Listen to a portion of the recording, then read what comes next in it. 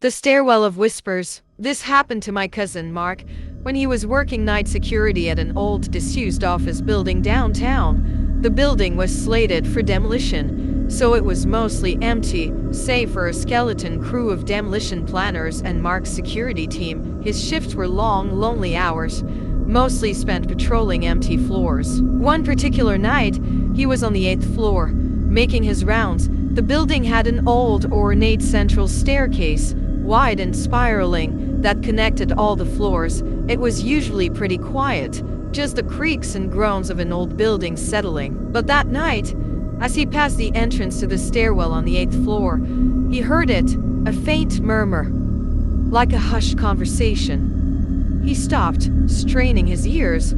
It seemed to be coming from below him, drifting up the stairwell. He cautiously peered into the darkness of the stairwell. Nothing.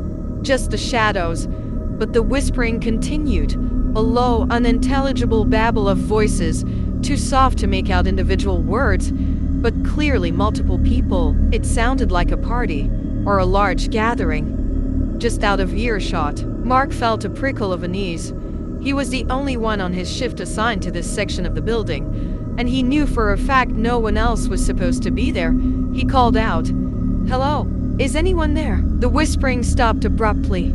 Complete, utter silence. He waited for a moment, his heart pounding. Then, just as he was about to dismiss it as his imagination, he heard it again, but this time, it wasn't coming from below.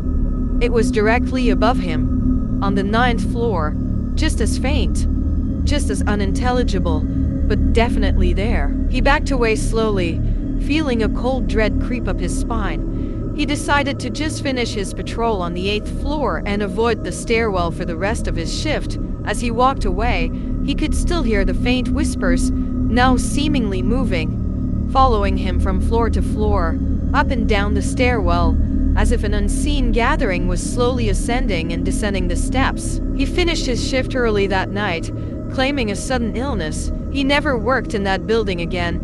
He still says the sound of hushed whispers when he's alone in a quiet place makes the hair on his arms stand on end.